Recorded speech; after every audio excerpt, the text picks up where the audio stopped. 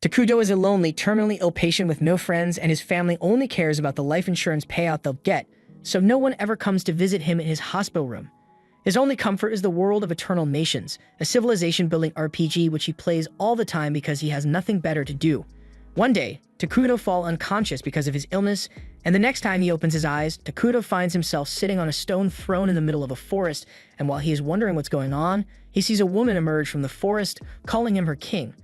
This is Takudo's favorite character in the world of Eternal Nations, but even though he's excited to see her in real life, he doesn't know how he should react. Fortunately, Atu is self-aware of the fact that she was part of a game, and she knows exactly who Takudo is, the legendary player who claimed the top of the user rankings year after year. She remembers every single playthrough she and Takudo have gone through, so she knows him better than anyone, and they are both happy that they finally get to meet in person. Takudo asks Atu if she was the one who summoned him here, but in truth, Atu has no idea what's going on here either.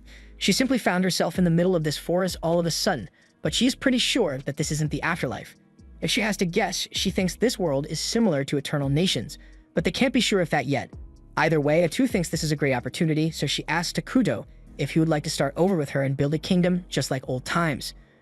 Takudo likes the sound of that, so he agrees to work together, and Atu goes through the whole opening sequence, although it's a little embarrassing now that they are actually standing next to each other in person. The first order of business is figuring out where they are, so Takudo uses magic to summon a scout. But now that he is actually seeing the scout up close, he is disgusted by how ugly it looks. There's nothing he can do about that. Their Minara is a civilization that rules over darkness and evil, so his early game strategy is to avoid garnering too much attention so they won't get into any conflict, at least until they are strong enough to defend themselves.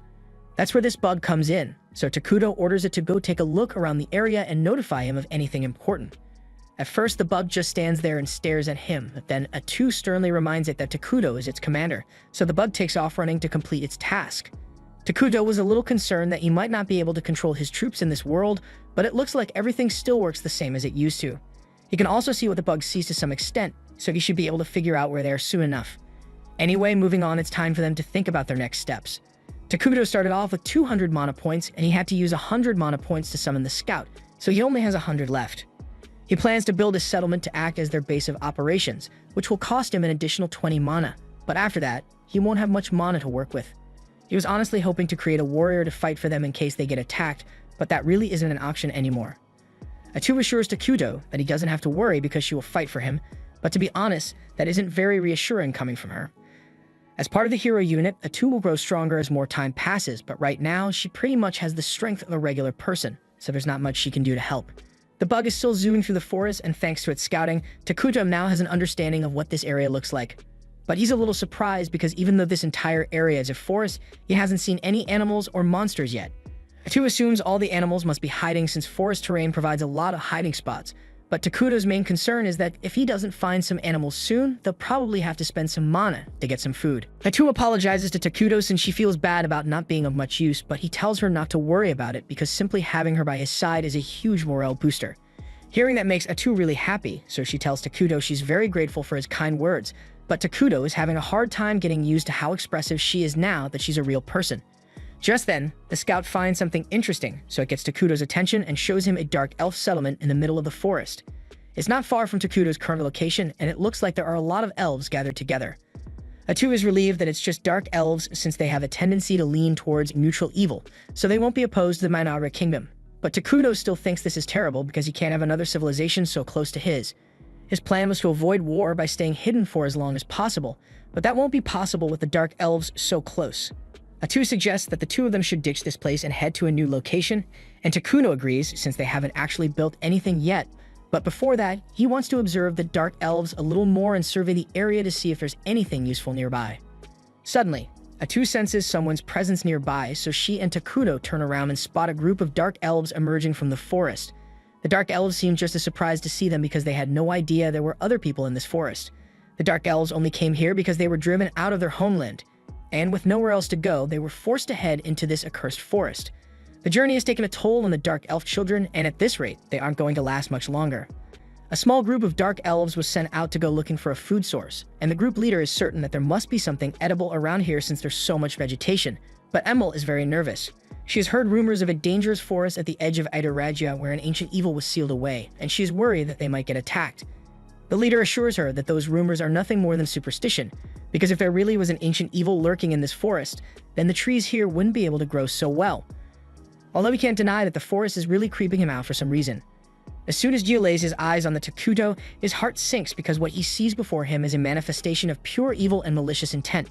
He wants to run away, but he is worried that any hasty actions might put him and his people in danger, so he slowly approaches Takuto's throne and kneels before him to show his respect. He introduces himself as the head warrior of the Mazarum Dark Elf clan, and he apologizes for entering the forest without Takuto's permission. Atu has no idea why the elves are acting so respectfully, but she just goes with it and demands to know why the elves would trespass on Takuto's land. Gia begins explaining how his people used to live in the Central Plains and were a peaceful tribe, but Atu ain't listening to all that, so she tells Gia to keep his story short. Gia apologizes and quickly explains that the elf tribe was persecuted and driven away from their land, forcing them to flee into this forest. He doesn't understand why his people had to suffer such harsh treatment when they never did anything wrong. They always aim for peace, but they were attacked and killed due to the prejudice against their race. Takuto takes one look at Gia and notices that he looks really thin, so Gia explains that he and his people were barely able to escape as their village was destroyed, so they didn't have time to pack supplies. And since they've been on the run non-stop, they haven't had time to look for food. In fact, that's why Gia and his team ventured out on their own, since it has been 5 days since any of them have eaten anything, but they haven't had much luck in finding edible plants or animals. Takuto feels bad for them, so he decides to help them out a little and uses some of his mana to create some apples for them. Gia is surprised when he sees apples rolling on the ground because he has never seen anything like it. He's hesitant to try it since he doesn't want to be rude in front of a being like Takuto, but Emil and the others are so hungry that they don't care. They all bite into their apples, and it's the best thing they've tasted in a long time. Takuto even creates some pears so the group will have enough to eat, but Gia is still in shock from Takuto's kindness, and he doesn't know how to react. Atu yells at him, saying it's rude not to accept the gift that Takuto so graciously provided for them, but Gia isn't hesitating because he is skeptical of the food. He presses his head against the floor and says he really appreciates Takuto's generosity, but there are children of the clan back at camp, and they have grown very weak due to the lack of food. They'll die soon if they don't get something to eat, so Gia asks for permission to take this food back to his clan so he can feed the children. Takuto feels bad for the children who are suffering, so he decides to go the extra mile for them and creates a ton of different food for Gia to take back with him. Although, Atu doesn't approve since something like this will cost a lot of mana. The Dark Elves are all in disbelief at the sight of so much food, and they are even more shocked when Takuto tells them they can have it all. For years, the Dark Elves have been oppressed and forced to live in the shadows, so no one has ever lent them a helping hand like this before. The Dark Elves express their deepest gratitude towards Takuto and carry the food back to the camp. At the camp, the Dark Elves are all on the verge of giving up, but a few of them remain hopeful that Gia and the others will return with some food. Just then, everyone in the village smells something delicious, so they all turn around, and to their delight, they see Gia and the others carrying bags of food on their backs. They are all relieved that they don't have to go hungry anymore, and everyone is praising Gia for finding so much food. But when they ask him where he got it, he just says he got lucky, leaving out the details of his encounter with Takuto. Later that night, Gia is staring at the fire while deep in thought when all of a sudden he is approached by the clan leader Molter. He tells Gia that he did a great job today and that the fruit he found were amazing. But he notices that Gia doesn't seem all that happy about it, so he asks him what's wrong. After a brief silence, Gia explains that he encountered a legendary being deep in the forest and he doesn't know how to feel about it. Molter asks what legend Gia is talking about, so he explains that Emil mentioned something about a powerful being that was sealed away in the accursed forest. Molter has heard of the legend before, and he is shocked to learn that Gia actually met the King of Ruin. He explains that according to the legend, when the world becomes too prosperous, the King of Ruin will descend on the land and destroy everything, forcing all civilizations to start over from scratch. In all honesty, Molter can't guarantee that the legend is true, but he is inclined to believe it. He asks Gia if the being he met called himself the King of Ruin, but Gia doesn't remember him saying anything like that. Although how terrifying he looked, a name like the King of Ruin is definitely fitting. Molter asks Gia if he talked to the King of Ruin, but Gia says it wasn't much of a conversation. The King of Ruin didn't say much, but he had a woman serving him who spoke on his behalf.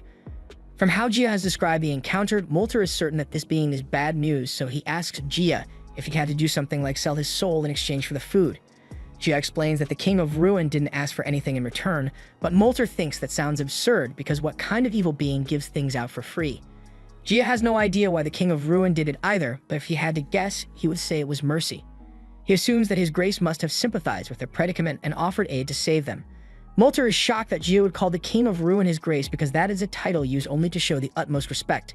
But Gia sees nothing wrong with addressing the King of Ruin as his grace because he is someone who deserves respect. Molter can't believe that Gia is actually defending the King of Ruin and asks if he has been hypnotized or something. But Gia points out that the only reason they are even able to waste energy arguing like this is because of the food that they were given by this so-called evil god. And it's not like Gia couldn't have rejected the offer when they were so desperate for food, so what exactly did Molter want him to say? Molter realizes he has no right to judge Gia's decision to trust the King of Ruin, because given the situation, it was the best option. However, as the elder of this tribe, it is his duty to make sure everyone remains safe, so he says from now on, he will handle the negotiations with the King of Ruin. He has been alive for over 200 years, so he's sure he should be able to come to an understanding with the King of Ruin. Meanwhile, back at Takuto's camp, he is currently being scolded by Atu for carelessly wasting his mana on charity. She asks him why he would do something like that, but Takuto just says he felt bad for the elves and he didn't want to let their children starve. Atu understands that, but she reminds Takuto that they have barely started setting up their kingdom, so they can't be wasting their resources like this. She has a point there, so Takuto apologizes for not consulting Atu before using his mana, and he promises to make it up to her. But that aside, there's something that has been bothering him for a while now. He wasn't able to talk to the Dark Elves properly when they showed up because he was so nervous. Atu is surprised to hear that since she had assumed Takuto was playing the role of a disdainful higher being on purpose, but in reality, he's just socially awkward. Just then, the scout bug returns and it informs Takuto that the elves are approaching this area again. Takuto and Atu are surprised that the elves are returning, but he did give them more food than they could carry last time they were here, so he assumes they are coming back for the rest. Having different cultures nearby is bound to cause a conflict at some point, so Takuto really wishes the elves would just take the food and leave already. He could just tell them to get out of the forest, but that would require maintaining a conversation with someone other than Atu, and that's outside Takuto's skill set. Atu can see that Takuto is troubled by this, so she comes up with an idea and suggests that she handle all of the negotiations in Takuto's place. That way, Takuto will come off as a mysterious and dignified king instead of the socially awkward teenager. He likes the sound of that idea, but he asks if it's really okay for him to make her do all the talking. However, Atu said she's always happy to be of assistance, so she has no problem being Takuto's voice. A little while later, Molter and Gia arrive and kneel before Takuto. First, Molter introduces himself as the chief of the Dark Elf tribe, and he wants to offer his deepest gratitude to Takuto for providing his tribe with the food they desperately needed. He asks to know the name of their benefactor so he can properly thank him, and after a brief pause to confirm with Takuto, Atu announces that they are in the presence of the King of Ruin, Takuto Aira. Gia is stunned upon realizing that Takuto is indeed the fabled King of Ruin, but they can't be rude to him. So Molter once again thanks Takuto for his kindness towards them. Takuto is relieved that the negotiations have gone well so far, and since there's no conflict with the elves, Atu tells them to just take the food and get out of here. Both Gia and Molter are stunned when they hear this because they were totally expecting to have to pay some high price for receiving aid from the King of Ruin, so they ask Atu if it's really alright for them to leave without offering anything in return. But Atu reminds them they have nothing of value to offer in the first place. Molter really doesn't want to live the debt unpaid, since with someone as great as the King of Ruin it might end up costing their souls, but he can't say that out loud. Takuto can tell that things have gotten tense all of a sudden, so he calls Atu over for a sidebar.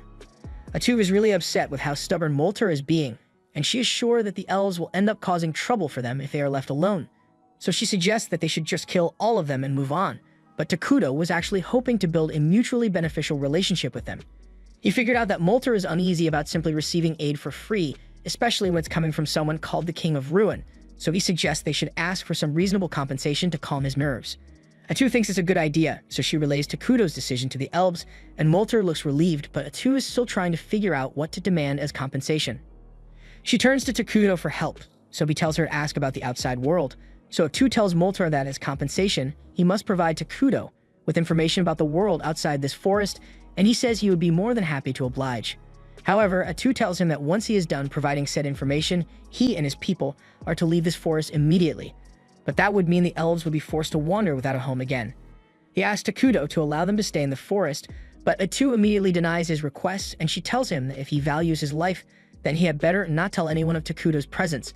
Gia is about to protest because the Dark Elf tribe won't survive if they are forced to leave the forest, but Molter stops him because they can't risk upsetting Takuto. They both get up and begin walking away, but as they are leaving, Takuto wonders to himself if this is really alright, because he doesn't want to force the elves to suffer. And just then, he comes up with a great idea.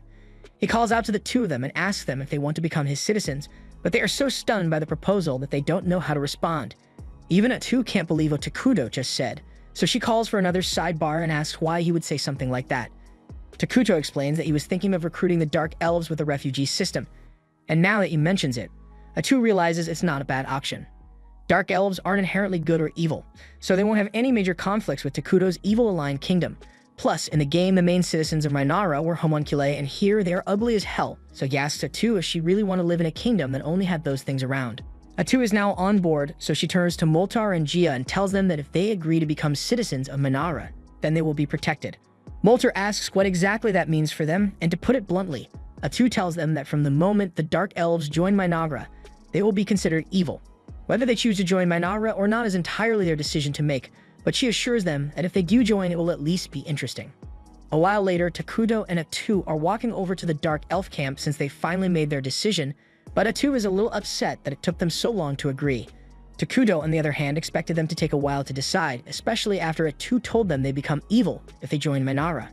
Eventually, they arrive at the Dark Elf camp, and upon his arrival, Moltar announces to everyone that their new king has arrived, so they all now down and clear a path for Takuto as he walks toward the throne they made for him. Some of the elves are terrified when they see Takuto for the first time, while others seem excited, but those who got a little too close end up passing out from the sheer magnitude of the dark energy coming off him. Jill warns everyone not to look directly at Takuto because he might think they are being rude, but Takuto doesn't really mind. Once Takuto is seated on the throne and all the Dark Elves have been gathered, he officially declares that everyone present here will be a citizen of Minara from today onwards. That's pretty much it, so all the Dark Elves are now Takuto's citizens, but Gia was honestly expecting more since Atu did say they would become evil. Just then, an immense amount of hatred begins flowing into Gia's body as he recalls all the injustices he and his people have suffered, and it's the same for all the other members of the Dark Elf tribe. And after being reminded of how they've been persecuted, they are all relieved and excited to have someone like Takuto looking after them. A few days go by in the new kingdom of Minara, but things are not going well for Takuto at all. He was just taking a look at the map that Moltar gave him, and he becomes incredibly frustrated because this is the worst RNG he has ever gotten for his starting location. Atu asks him what's wrong, so he points to the map and explains that to the north of this forest, there's the holy kingdom of Quolia, which worships the god Arlos, and the elven kingdom of El Na, which worships nature, and both of them lean heavily into the good alignment, so if either one ever found out about the evil nation of Minara, then Takuto and Atu would be toast. There's no way they could ever defeat powerful nations like that in a head-on confrontation, and to make matters worse, this accursed forest doesn't have a single harvestable resource, so the difficulty here is just unfair. On the bright side, they do have the Dark Elves now, so they should be able to make up for the current weaknesses of the kingdom, and speaking of the elves, Atu hears them approaching and she seems pleased because they are probably here to deliver some valuable information. A little while later, Moltar and Gia arrive, and this time it brought Emil with them. Gia explains that Emil is very smart, and she is well versed in lore and foreign affairs, so he is sure that she will be of great help with Takuto's plans. Takuto is pleased with the extra help, but he can tell that they are all still really nervous around him, so he has Atu tell them there's no need to be so formal around him. Moving on, Atu informs them that Takuto has made a few decisions regarding the administration of Minara, so starting today he will be appointing Moltar and Gia to key positions. Moltar will handle the management of the nation's matters, and from what Atu has heard, Moltar should be able to use magic, so she is expecting a lot from him. As for Gia, he will be appointed as the warrior captain for the entirety of the Minara army, and he will have full authority over the troops. Gia says he is honored, and he promises to slaughter any and all who stand in Takuto's way without a second thought. Takuto is weirded out by how serious Gia looked while he said that, so he has Atu tell everyone that he prefers peace, so they should avoid starting conflicts unless absolutely necessary. Gia can't believe the King of Ruin is actually a pacifist, but anyway, Atu tells everyone to get some rest for now because they will soon begin constructing houses in the forest. Moltar thanks Atu for her consideration, and he tries to make himself look better by telling her that the knowledge he possesses will make him far more useful than a brute like Gia. But Gia starts arguing that an old man like Moltar won't be able to help much with construction anyway. Atu isn't really interested in their argument, but it seems like they are eager to start working, so she asks Takuto if it's alright for her to order them to begin the construction immediately.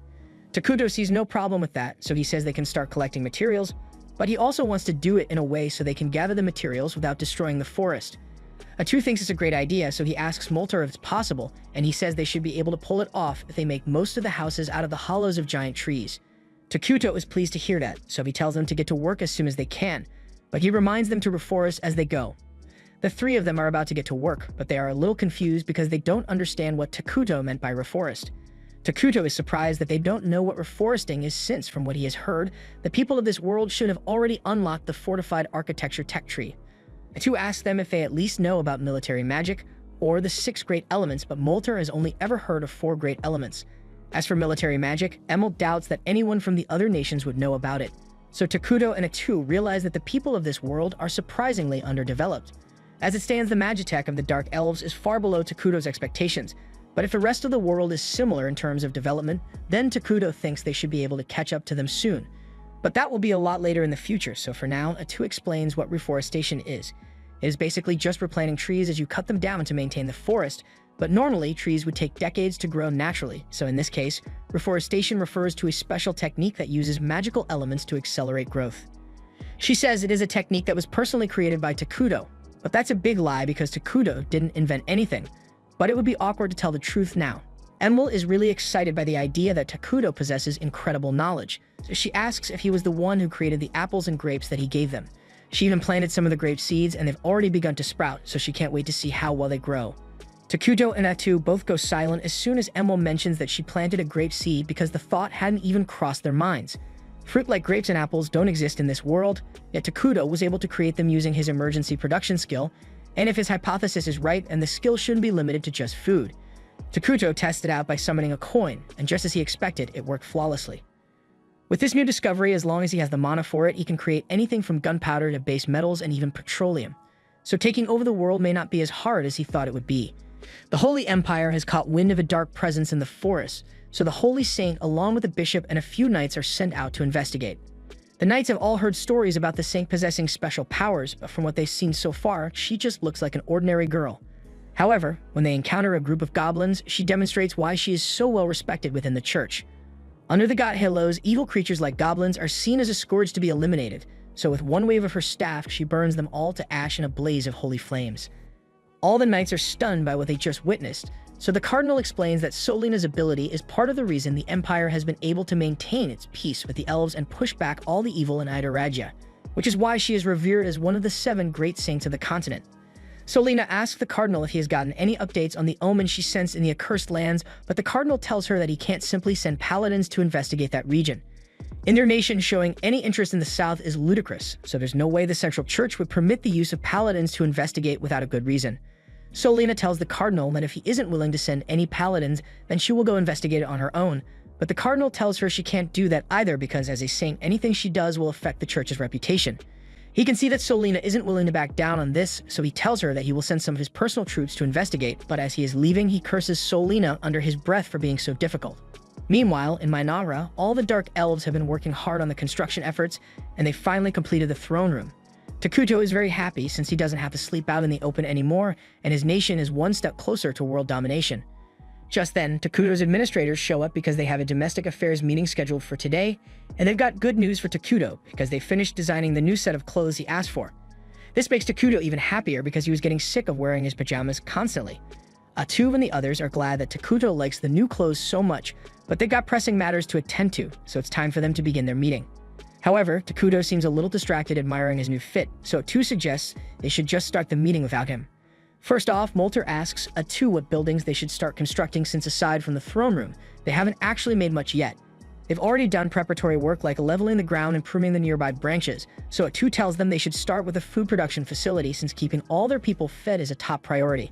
Molter asks why they would need to worry about food when Takuto can produce it with his power, but Atu tells him they can't continue relying on Takuto to make food for them, because what would they do if he wasn't around? Molter admits that she's right, so Atu says they need to get to work right away and pulls out this thing.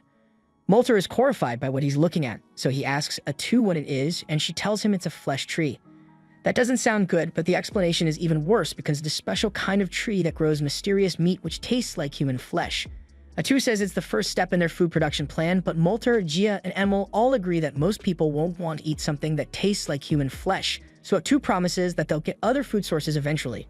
For now, they'll need somewhere to store the tree's flesh, so Emil says she can work on building a storage house for it, and as if the flesh tree wasn't already disturbing enough. It also talks for some reason. The next thing on their agenda is research, because they need to acquire the latest technology if they want to advance quickly. Molter asks her what kind of technology they should prioritize, and Atu tells him magic technology is the way to go. Specifically, military magic. Normal magic allows a person to attack a dozen or so opponents at once, something that Molter is already capable of, but military magic, on the other hand, allows you to attack thousands at once and even change the terrain to give yourself an advantage.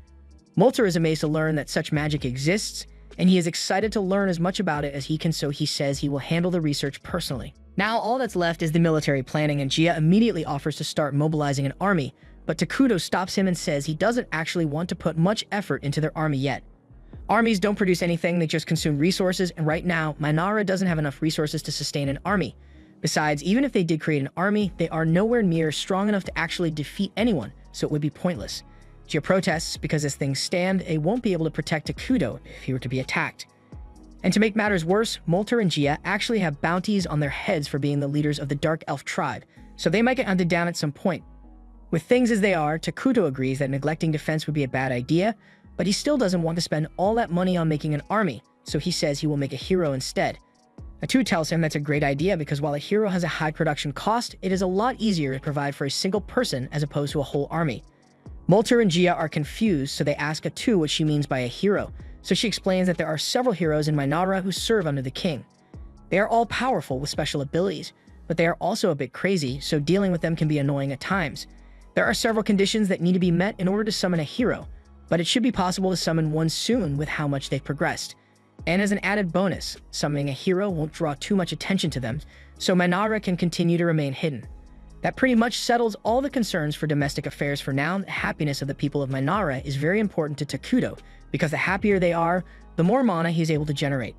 Meanwhile, over in the Empire, the junior paladin Lonius is busy praying in the cathedral when the high paladin, Veldis, comes over to talk to him. Lonius asks Veldis to quiet down since this is a place of prayer, but Veldis just wanted to have a friendly chat with him since they were both assigned to the investigation. It's about time for them to get going, so Lonius gets up and Veldis notices that he's wearing his wedding ring as a good luck charm, so he must have a family waiting for him at home.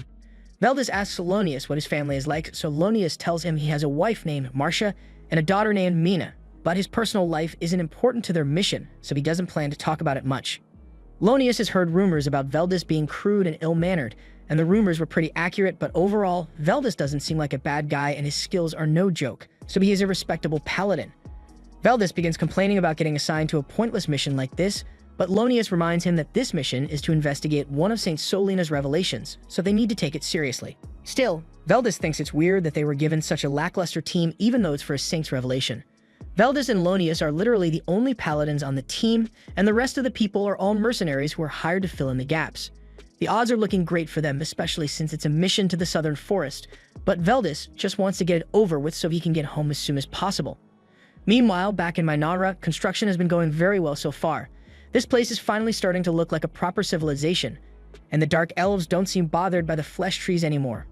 Takuto is really excited because seeing all this in person is a whole new experience compared to what he used to see when he played the game.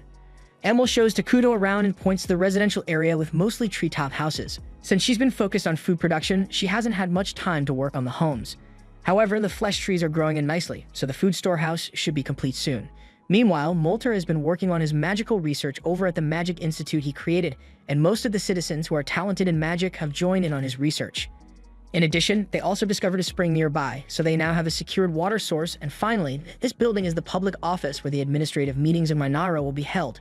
She would have liked to make the building a little fancier, but this is the best she could do with her current resources. Takuto is pleased with the initiative Emil is showing since she's handling things really well, and he is also glad to see that the Dark Elves who were on the brink of death when he first met them are now looking lively. Emil is a little nervous since she can't tell what Takuto is thinking, so she asks him if he is pleased with her work so far, and Takuto tells her she has done a great job. He says he is glad to have her as one of his citizens, and hearing such high praise from Takuto is the best thing Emil could have asked for, and she's so happy that she breaks down in tears. Once she regains her composure, Emil shows Takuto the flesh tree farm, and things have been progressing smoothly thanks to all the farming equipment Takuto provided them with. Although, Emil is still freaked out by the weird talking flesh trees, so she wants to move on to the water source she found. She leads Takuto and Atu out into the forest, but for some reason, things look a lot different from what they were before, and when they finally arrive at the spring, Emil is horrified to see that the water has turned completely black. Molter and Gia soon show up as well since they had heard that Emil wanted to build an aqueduct near the spring, but now that it looks like this, they don't think they can use it anymore. However, just when they had lost hope, Atu tells them that the water is still perfectly safe, and to prove it, she bends down and takes a sip from the water. The others are shocked that Atu would take such a risk, but she tells them to try taking a deep breath, and when they do, for some reason, the air feels better than normal. This is one of the benefits of the evil nation of Minara because all land near the nation becomes cursed terrain, and it grants minor buffs to evil creatures, while applying penalties to neutral and good creatures. That means while the water, air, and land might look dark and deadly, all the evil citizens of Minara will not suffer any negative effects from it. There's just one minor problem with it though. A cursed forest is pretty noticeable, so it kind of ruins the whole strategy of staying hidden. It won't be that bad if the cursed region remains small, but as Minara expands, it will become easier for their enemies to discover them, so Gia and Molter think it's time to start working on that army Gia mentioned before. However, Atu tells him there's no need to worry since a single hero is more than enough to handle any early game threats. Molter and Gia still aren't exactly sure what a hero is supposed to be able to do. Atu could give a long-winded stat explanation, but she thinks it will be quicker to just give them a demonstration. Tentacles begin to emerge from Atu's back, and she uses them to slice down all the trees around her in an instant. Molter and the others are in utter disbelief at what they've just seen, but Atu explains that she is also a hero, and since she has been here for a while, her strength is finally coming back to her. Although it's still nowhere near what it was in her prime. The important takeaway here is that heroes are incredibly strong, and they grow stronger with the passage of time, so as long as they don't face any significant threats for a while, Takuto is confident that they should be alright. But that aside, he's a little upset at Atu because she didn't need to destroy those trees just to prove her strength. Molter and Gia are still in awe of the power that Takuto possesses, and they are eager to build a palace befitting his majesty, but Takuto thinks that would be a waste of resources, so he tells them he doesn't need one. Molter, Gia, and Emil insist that it is absolutely necessary for Takuto to have a castle because they would feel too guilty as his citizens if he didn't, and since they are making such a big deal about it. Atu tells Takuto that he should probably just have one made to satisfy their wishes. Takuto admits that a palace would be cool, and he was hoping to make a floating castle someday anyway, so he might as well get started on it since things are going so smoothly. But unbeknownst to him, the paladins are slowly making their way towards the Dark Continent, and there's bound to be a confrontation when they discover Minara. Along the way, Veldis tells Lonius that he did a great job hiring this many mercenaries, and Lonius says it wasn't easy to pull off, especially since most of the mercenaries in the area are currently stationed up in the north. For some reason, a group of barbarians suddenly appeared in the northern province, and they'd begun raiding nearby villages, so the Saint and her army were sent to deal with them. However, the situation up there is still really bad, so one of the mercenaries says they are glad they aren't the ones who have to fight the barbarians. Another mercenary says it might actually be worth it since he heard that the pay up there is really good. But there are also rumors of a witch being seen up there, and none of them want to deal with that. Veldis tells them there's no point in talking about it now since whether the witch in the north is real or not, there's no way they'll run into her since they are heading for the southern accursed lands. The group soon arrives at a nearby town to spend the night, and while they are all having dinner, Lonius begins asking the mercenary Bargo for more details regarding the witch he talked about earlier. Bargo says it's just a rumor he heard saying that a witch was responsible for all the chaos in the north, but Lonius thinks that's preposterous since there's no way a single person could have done all that, especially when the Saint was dispatched to deal with the matter. Bargo agrees that it sounds far-fetched and he personally doesn't believe it is true, but better safe than sorry since facing a real witch would be incredibly dangerous. Speaking of danger, Bargo thinks it's strange that the kingdom dispatched 2 holy knights on such short notice, especially when their destination is the accursed lands, so he asks Veldis to tell him what exactly they are going there to deal with, because if it's something similar to a witch, then Bargo is backing out right here. Veldis didn't really get any details about what they would encounter in the forest, but he assures Bargo that it can't be that bad. If he had to guess, he would say it has something to do with the dark elves that fled into the forest recently, so the kingdom probably wants them to make sure the elves aren't causing any trouble. He's wrong that Lonius and Bargo fully believe him since dark elves are seen as dangerous assassins and curse users to the people of the kingdom. Lonius is concerned that if the dark elves are left alone, they might eventually grow strong enough to attack the kingdom, so he wants to commit some light genocide, but Veldis cuts him off and says this mission is just to investigate, so the second things get dangerous or violent, they are going to retreat. Bargo is glad to hear that Veldis is so sensible since he really doesn't want to be part of a mass killing, but Lonius doesn't understand why Veldis would turn down an opportunity to wipe out an evil race. Veldis simply says, "Ma'am, you've got a wife and kids and you really want to go into a genocidal battle for no reason." Even if Lonius doesn't care about making it home alive, the rest of the mercenaries here have families they would like to see again. So unless absolutely necessary, Veldis isn't going to put their lives in danger. Lonius still doesn't agree with the idea of letting the elves live, but he also wants to see his family again, so he decides to follow Veldis' instructions after all. Meanwhile, over in Minara, Takuto has summoned all his citizens to one place because there's something he wants them to witness. They're all really confused since he's just standing there next to a pile of the meat tree fruit. But then Takuto raises his hand and begins pouring mana into the fruit. Everyone eagerly watches to see what will happen, but to their surprise, right before their eyes, the pile of fruit transforms into a scout bug. Everyone is amazed by what they've just seen because Takuto basically created new life with the wave of a hand, and Atu announces that this is just a fraction of what Takuto can really do, so they should all continue devoting themselves to him. Afterwards, Takuto heads back to his throne room, and he is relieved that the people didn't ask him too many questions about the scout bug creation, because he honestly doesn't understand how it works. He and Atu just follow the procedure from the game to make it happen, but when you're looking at it in person, it's hard to believe that simply pumping mana into a pile of fruit would be enough to create life. Anyway, now that they have confirmed that they can safely create soldiers, Atu says they can move on to the next phase of the plan, creating a hero. It's going to take a while since Takuto is going to need to stockpile his mana to complete the ritual, but once it's done, they'll be practically unstoppable. Atu is still really excited about it, so she asks Takuto which hero he plans to summon first, and Takuto says he's going to go with Isla, the Queen of Insects, since she has the most early game benefits. Isla is able to boost the power of all the insect-type soldiers nearby, so with her around, all the scout bugs will become extremely effective fighters. Additionally, Isla can produce larva soldiers to help in combat as well as construction, so she'd be perfect for increasing the development of Minara. Atu praises Takuto for coming up with such a solid strategy, but aside from Isla's unique capabilities, she's also the only hero who doesn't have a problematic personality. As for the other heroes, one is obsessed with conquering the world, while the other wants to watch it all burn to the ground, and Takuto really didn't want to have to deal with that right now. With that said, those two are still really powerful, so he is going to have to summon them eventually. He just hopes that the heroes don't cause any problems when he summons them because he would like to live a peaceful life in this world. Meanwhile, back with the Holy Knights and mercenaries, they have just run into an angry hill giant and dealing with it won't be easy, so Lonius tells all the mercenaries to get ready for battle. However, before any fighting could begin, Veldis tells everyone to stand down and let him handle it on his own. Lonius tries to object, but Veldis tells him it will be quicker if he handles it on his own, and they don't have much time to waste here to begin with. Veldis walks up to the giant and begins saying a prayer, so Lonius explains to the mercenaries that Veldis is using the secret technique of Quolio, which allows one to use prayers to imbue their attacks with divine power. The giant attempts to strike Veldis with its club, but Veldis is easily able to slice the club in half. The power that divine arts will grant varies from knight to knight, but for high-ranking holy knights like Veldis, his power is equal to that of a lesser dragon, so the giant doesn't stand a chance. After Veldis has slain the giant, Lonius begins praising him for his immense power and says that with Veldis in their team, they can definitely handle anything they encounter in the dark forest. However, Veldis doesn't look pleased and tells him that they can't be sure of anything yet. Back in Minara, Takuto is busy munching down on a burger, but Atu is a little concerned because he has been eating nothing but junk food ever since he got here. She doesn't plan to stop him and tells him he should be eating healthier, but Takuto spent his last life in the hospital eating nothing but nutritional slop till he died, so now he just wants to eat some tasty food. Just then, he remembers that he has something important he wanted to discuss, so he asks Atu if she can summon Gia and Molter for a meeting after this. Atu agrees to do so, but she's curious as to what this meeting is about, so Takuto explains that thanks to the additional scout bug he got, he can now see more of the forest, so he wants to ask Gia and Molter for advice on how they should handle it. Atu asks Takuto if he is referring to the village outside the forest, and he confirms it.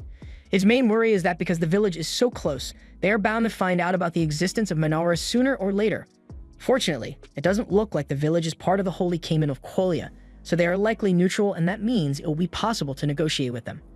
However, if anyone else were to show up, it would be really bad since coming all the way out here would mean they came on a mission. Takuto tells Atu that there's no need for her to worry so much since there's no evidence that anyone has found out about their existence yet. Atu jokingly warns him that saying stuff like that never ends well for the main character, and Takuto is laughing along with her. But he suddenly stops laughing when he realizes that people actually did show up. And even worse, it looks like a group of armed soldiers, so they definitely aren't here for peaceful discussions.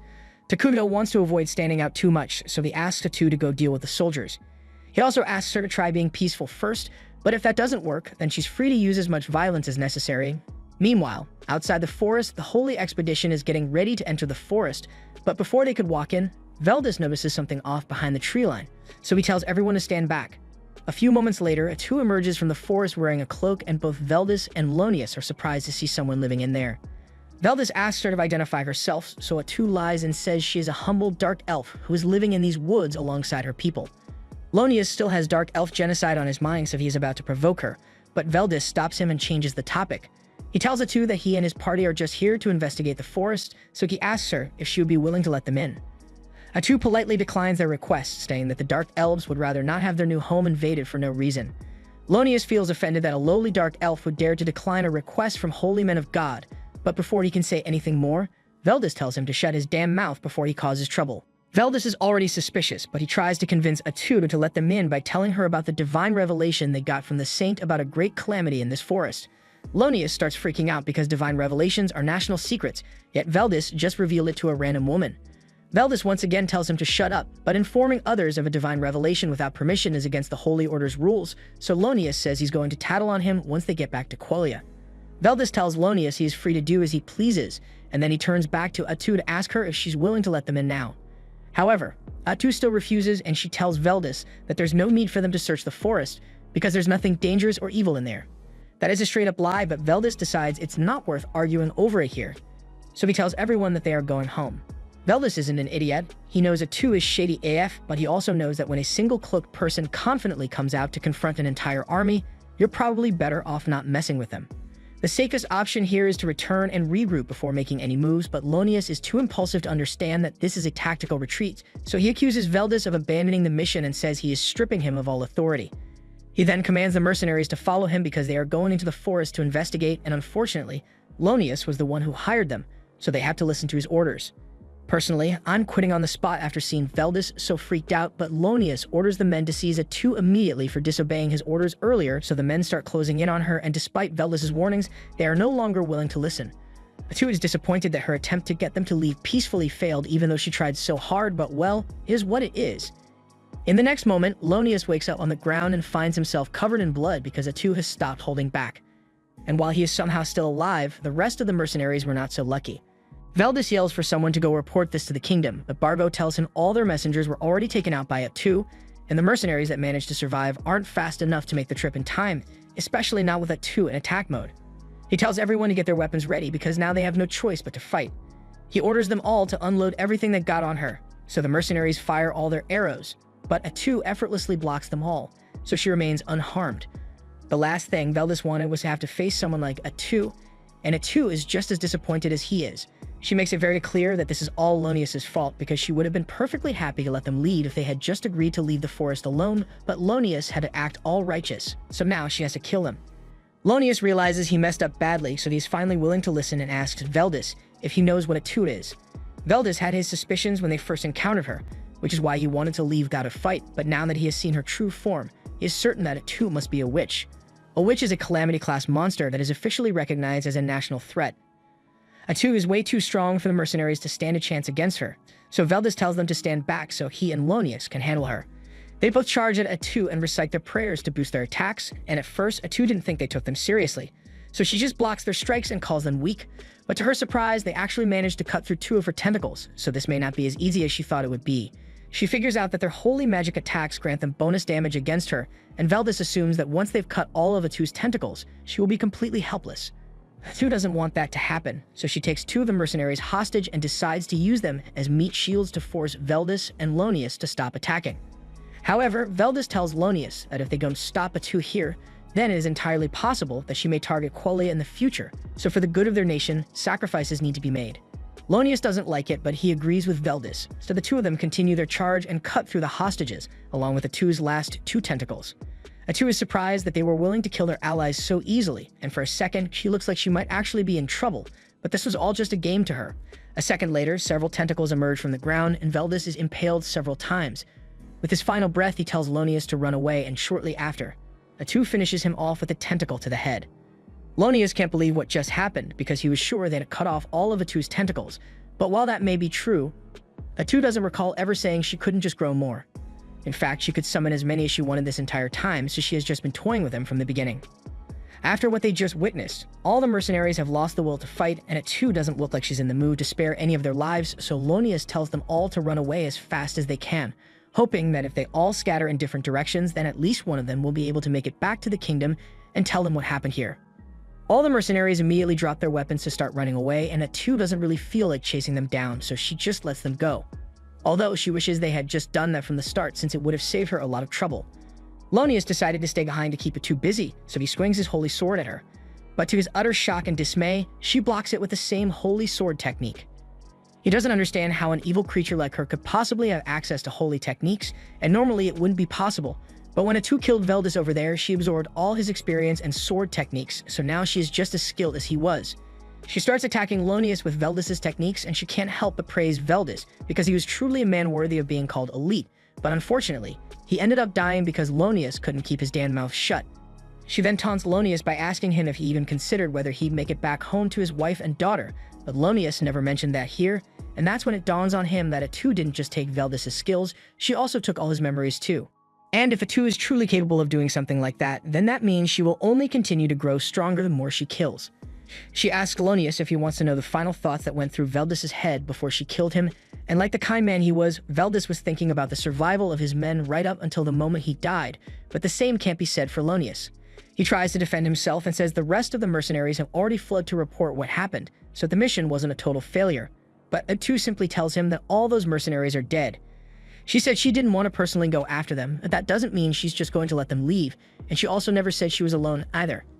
She had already instructed the Dark Elves to make sure no one would leave this alive, so the second the mercenaries fled, they were hunted down and killed. Lonius falls into despair at the realization that he is the last one left, so he takes a desperate swing at Atu's head, and she is loving every bit of his suffering. It doesn't take long before Atu has subdued Lonius, but before killing him, she decides to rub salt in his wounds by telling him exactly how things would have gone if he had listened to Veldis. They would have all returned home safely. Lonius would have gotten to see his wife and daughter again, and they would have spent the rest of their lives blissfully unaware of the existence of any calamities in the forest. However, Lonius chose to do something different, so now she's going to kill him, then she will kill his family too, just because. Atu could read his mind to find out exactly what his family looks like and where they live, and she says she's totally petty enough to do it. In fact, she might as well kill all the people in the villages that Lonius passed through on his way here as well, and as they are all suffering the most agonizing deaths possible, she will make sure to let them know that this was all caused by Paladin Lonius. Lonius screams out and begs Atu not to do it, but she is starting to get bored with tormenting him, so she eventually stops taunting him and just ends his life to shut him up. Once Lonius is dead, Gia approaches Atu to inform her that he and his men have successfully killed all the mercenaries who ran away, so no one will be reporting any of today's events. Atu thanks him for his good work and asks him to take care of disposing of the bodies as well, but before she leaves, Gia says there's something he wants to ask her. He wants to know if she really plans on following through with her plan to kill Lonius' family and everyone he has ever spoken to, but she says she was just saying all that stuff to scare Lonius, so she doesn't actually plan on committing genocide. Besides, that would be a lot of work, and she doesn't like getting into fights unless she has to. That aside, she can't afford to waste much time chatting here because she has something she needs to talk to Takuto about immediately. Before the fight began, Atu heard Veldis call her a witch even though she's classed as a hero, and he also mentioned something about a witch up in the north, but Takuto has never heard of a witch class in the game before, so Atu believes this world must be different from the one they are used to. Takuto already had a feeling that might be the case, so while most of the game's features still work the same, it would be best if they assume the underlying mechanisms are entirely different. Fortunately, the difference doesn't seem to be entirely negative since Atu's ability to absorb skills from the people she kills was improved. Now she can obtain a portion of that person's memories as well, and thanks to that, they were able to gather a lot of information regarding Quelia's current situation from the investigation squad that was sent here. Thankfully, the city of Quelia seems preoccupied with the northern disturbance, so they won't be able to turn their full attention to Minadra anytime soon. Although the fact that the investigation squad was wiped out is sure to draw suspicion, so Quelia is bound to take some sort of action to find out what happened. Takuto is aware of that, but Quelia still doesn't know anything about Minadra yet, so as long as the people in charge aren't complete idiots, they aren't going to attack right away. Right now, Takuto is much more concerned about that northern disturbance and the witch that is causing it. Atu tried digging up as much information on witches as possible from Veldis' memories, but he didn't know much about them to begin with. However, his memories were very clear about one thing. The witch in the north was able to cause military-scale damage to the Qualian army on her own, and her name is Arikino. Meanwhile, up in the Northern Territory, Arikino has just destroyed another village and she is getting ready to move on to the next one. So she brings all the villagers she killed back to life as her undead servants. Takuto has no idea what Arikino's abilities are, but the fact that she is capable of such destruction despite only recently showing up leads him to believe that she might have come here from another world just like him and Atu. If that's true, then things are going to get a lot more complicated, so Atu asks him what they should do. Judging by the destruction that Arikino caused, she is most likely evil-aligned, so it's possible that they might be able to get along with her. She asks Takuto if they should try making contact, but he doesn't think that's a good idea since they have no idea what her personality is like. Atu is disappointed that all this trouble had to start when things were finally going well here, but Takuto reminds her that Arikino is all the way up in the north, so she's not going to be their problem to deal with anytime soon. However, all these new threats have made it clear that Minadra needs a stronger line of defense, so Takuto plans to create another hero as soon as possible. He was initially going to choose Isla, but with all the recent developments, he might need to go with something more combat-oriented. Additionally, he's going to have to reevaluate his strategy of staying hidden. Because of uncertainties like the witch at play, he's going to need to form an alliance with a nation. Obviously, Qualia isn't an option after what Atu did to their paladins, but the nation to the east of the forest should be a good match since they are neutral and they haven't had any contact with Minara yet. So once the palace here is complete, Takuto plans to go investigate that country, and while he's there, he will find out whether it'd be possible for them to work together. Meanwhile, over in the city to the east, they are currently under attack from the barbarians, so their staff bearer uses a bolt of lightning to wipe them out. All the citizens begin praising her for protecting the city so easily, but she tells them it's too early to celebrate because it looks like they have a lot of work left to do. Back in Minara, Atu and Takuto are done talking, so she's about to leave, but before she does, she has something she needs to apologize for. She knows Takuto doesn't like unnecessary violence, but she got a little carried away while she was dealing with a paladin. But Takuto just stares at her blankly and asks why he would care about that. Atu is instantly reminded that while Takuto may be kind, he is also the embodiment of evil, so there's not much that would bother him. Before long, Takuto's palace is finally completed, and this marks the start of the advancement of his kingdom. He is excited because he has always wanted to have a giant palace, and Atu assures him that one day it will be large enough to pierce the heavens. However, all this talk about the palace leads Atu to realize that even though Takuto is their king, he still doesn't have a single attendant serving him. He hadn't really given it much thought, but it would be weird for a king not to have personal servants, so Atu asks him if he has any preference so she can find one for him. Takuto sheepishly says he's fine with anyone as long as they are easy to talk to, because he is a terrible communicator. In fact, he hasn't actually held a conversation with any of the Dark Elves since he got here, but Atu thinks that's mostly because he looks like a mass of negative energy to them. Regardless, she tells him he doesn't have to worry because she has the perfect plan. Takuto doesn't like how enthusiastic Atu is being, but he decides to let it play out to see what she does. Atu immediately summons Gia, Molter, and Emil, and she commands them to gather all the young girls in the village because Takuto desires them. Both Takuto and Gia can't believe what they just heard, but Gia wants to give him the benefit of the doubt, so he asks Atu why she is issuing such a command. Atu asked for young girls because she figured it would be easier for Takuto to practice having conversations with them, but instead of just saying that, she boldly declares that Takuto likes young girls. This is going way too far, so Takuto stops Atu from saying anything worse and tells her to explain things without making him sound like a lullamancer. After hearing the full story, Molter and the others are relieved to learn that Takuto just wanted a servant who would be easy to talk to. And the reason he specifically asked for young girls is because the kingdom is short on hands, and he didn't want to take valuable laborers to make them his servants, so children who aren't able to do any work yet were the best options.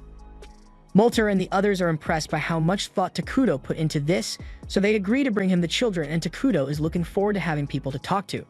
However, there is one thing he failed to take into account when he came up with this plan, and that's the fact that he still looks like a walking calamity to normal people, so the children burst into tears the second they see him. Takuto feels really bad after that whole mess, so Atu asks Molter if there are any kids who won't scream at the sight of the king, but given the circumstances, Molter can't think of anyone who would be suitable. Gia suddenly speaks up and asks if Takuto has met the twins yet, but says he didn't present them because he didn't think they'd be appropriate servants for Takuto. To put it bluntly, they have a bit of a troubled past, so he was worried that they might offend the king in some way, but at this point there aren't many options left, so Atu tells him to call them here anyway.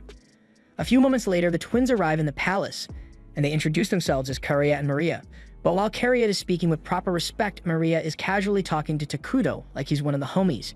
Atu could tell at a glance that these kids have gone through a lot, so she asks Karia how she got those sores on her body. Karia tells her it was caused by a disease, and Walter goes on to explain that Karia suffered from a plague a while ago, and even though she has been cured, the scars caused by the illness still remain. Atu then asks what happened to Maria, so Karia explains that Maria had to go through something very cruel, and she's never been the same since then. Atu asks what Karia meant by something cruel, and without skipping a beat, Maria says she ate her mother. That's way worse than what Atu had imagined, so she asks Moltar for an explanation, and he's not proud of what happened back then, but it was the only way. The people of the Dark Elf tribe have not once forgotten the noble sacrifice that Maria and Karia's mother made for them. After hearing that, Takuto recalls that the elves had to travel for a long time through treacherous terrain when they were driven out of their home, and in tough situations like that, starvation becomes a major concern. So sacrifices had to be made. It looks like being forced to eat her own mother shattered Maria's perception of the world, and while it's a good thing that she doesn't seem to fear Takuto at all, Atu isn't sure she'd be a good attendant for him. However, while Atu was lost in thought, Maria started walking over to Takuto, and when she gets close to him, she says he looks white to her. Takuto is surprised to hear that since most people describe him as the embodiment of darkness, but it's different with Maria. He asks her if she'd be willing to become his attendant to take care of him, and Maria says she'll do her best, so Takuto officially appoints her as his servant and a candidate for the leadership of Minara. Atu is amazed because that was the longest conversation Takuto has ever held with someone aside from her, but even though Maria seems to be on board, Carria hasn't said much, so Takuto asks her what she thinks of his proposal. Carria says that as Maria's little sister, she has a duty to stay by her side at all times, and if Maria wants to become Takuto's attendant, then Carria will do it as well. Takuto is glad to hear that, so he tells them that starting from today, they will be in charge of taking care of him, but Gia and Molter seem a little uneasy about his decision. After everyone else leaves, Molter approaches Takuto and says there's something he needs to tell him about the twins. Ever since their mother died, they haven't been able to feel even a shred of emotion, so it's like their hearts have been closed off entirely. Takuto, having them as his servants, is bound to come with several challenges, but Molter asks that he treat them with tolerance and patience until they come around.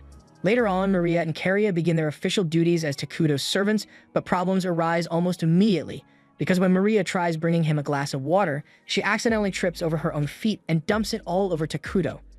Carria offers to wipe him down and apologizes for Maria's mistake, because this isn't the first time this has happened, but Takuto says he's not upset about it. A few moments later, Atu comes in and she's disappointed to see that Maria has messed up yet again, but Takuto tells her to take it easy on the girls. Atu can't stand how often they messed up, but if Takuto doesn't want to punish them, then she can't do anything about it. She tells Takuto that he has a meeting to attend, and as his attendants, Maria and Carria will be required to attend as well, so they had better be on their best behavior. The meeting begins shortly after, and the first one to make a report is Emil. She is in charge of the construction department, so she tells Takuto that with the palace complete, they have a lot of workers free at the moment, and they also have a ton of resources left over in storage, so she thinks they can start working on another project soon. Takuto and Atu agree with Emil's assessment, so they tell her to start construction on a clinic as soon as possible since they need a way to take care of the health and safety of the citizens of Minara. Emil says she will get to work on it immediately, and now that construction concerns have been addressed, Atu asks to speak with the person in charge of resource collection. However, Emil is also in charge of that, so they might need to consider hiring more staff soon. Anyway, she reports that the collection of food and materials is going smoothly, and thanks to Takuto's help, they have been able to acquire daily necessities that they wouldn't be able to produce on their own. But that consumes a lot of Takuto's mana, so they are going to need to find other methods to acquire those things soon. Using emergency production so often isn't ideal, but right now it's a necessary expense, so Takuto says it's fine for them to keep relying on him. But they are going to need to prioritize buildings and research to increase Takuto's mana production. Atu thanks Emil for her hard work, and now that resources have been discussed, it's time to discuss the magic research, so Molter stands up to give his report. He informs Takuto and Atu that he has successfully created military magic. Although at the moment, he is the only one capable of using it, but he is sure that with enough training, his subordinates will be able to do the same eventually. They may even be able to cast powerful magic using the ruined mana that is produced by the palace, but since Takuto has stated that he doesn't want to start any wars, they probably won't get many chances to use it. For now, Atu asks Molter to focus on researching the 6 major elements in the magic skill tree, because those will be the most useful to the development of the nation. Finally, she calls on Gia to ask him for an update on the status of their army, and he informs her that the army currently has 5 scout bugs at its disposal. For the most part, they have been busy surveying the uncharted territory of the accursed land, but the land outside the forest is mostly plain, so they can't explore that region without risking being spotted. And since stealth is one of Minara's top priorities right now, the scouts are limited in how much they can explore. Atu says it's fine since they've already gotten a detailed report on the entire forest region, so she tells Gia to assign the scouts to routine patrols around the perimeter of the forest. Gia asks if she's sure she wants to assign all the bugs to patrols, and Atu can tell that he's worried about their military strength, but she says she is more than enough to handle any threats that come their way. Besides, she and Takuto have already decided to create a new hero, and Takuto tells them that he's going to summon Ezla after all. He asks if they managed to collect all the resources necessary for it, and Molter tells him that the lumber and rations are ready and waiting, but there's still the issue of the large mana requirement. After a lot of arguing and compromise, today's meeting finally comes to a close, and Takuto is pleased with how well everyone has been fulfilling their roles. After that, he returns to his throne room, but as he is walking, Maria bumps into him and throws the meeting documents all over the floor. Carria apologizes on her behalf again and goes over to help pick the papers up, but then they accidentally rip one of the documents in half. They both look up at Takuto, expecting him to be angry at them, but he simply tells them they don't have to worry about it and goes to sit on his throne. Maria suddenly goes up to Takuto and asks him if he's a bad person, and since his alignment is evil, he technically is a bad person, so she asks why he hasn't killed him yet. They've been messing up constantly and doing things that would get a servant executed, yet Takuto keeps showing them mercy and they don't understand why. Takuto asks them what they think the difference is between a good person and a bad person. And as far as Maria is concerned, a good person is someone who only does good things and a bad person is someone who only does bad things. However, Takuto tells her she's only half right. A good person is indeed someone who always has to do the right thing, so they can't lie, steal, or kill people without reason. But a bad person doesn't necessarily always have to do bad things. They are selfish by nature, so they just do whatever they want without regard for the feelings of others. And in the case of Takuto, he wants to be kind to them, so there's nothing wrong with being lenient when they make mistakes. Besides, he already knows they have been messing up on purpose the entire time in an attempt to make him angry. Maria and Karia admit that they were hoping he'd get mad and kill them if they kept causing problems for him because they don't think they deserve to be alive after what they did. Takuto understands why it'd be hard for them to forgive themselves after what happened, and he can't personally relate to their struggle, but he is sure their mother made that sacrifice because she wanted them to live on. Takuto wants them to know they are free, and the best thing they can do right now is live their lives to the fullest so their mother's sacrifice won't be in vain. It's not going to be easy to move forward, but he will be by their side every step of the way. The two break down in tears from Takuto's kindness and hug him tightly, and a few hours later, Atu comes in and finds both of them asleep on Takuto's throne. She's a bit jealous of how close they are to Takuto, but there are more important matters to discuss, so she tells Takuto that the report on the city nearby is complete. The city is called Dragonten, and it is a part of the multiracial neutral nation known as Fornon. Since the city has many different races living there, Takuto thinks it should be easy to negotiate with them, but he is also a bit concerned by the fact that Dragonten was built in such a remote location. Atu informs Takuto that the reason the city was built all the way out here is because there's a dragon vein mine there, and dragon veins are particularly valuable because they naturally produce mana, so Atu suggests they should secure it as soon as possible. The report also states that Dragonten is currently under attack from barbarians like ogres and goblins, and they seem to be struggling to defend themselves.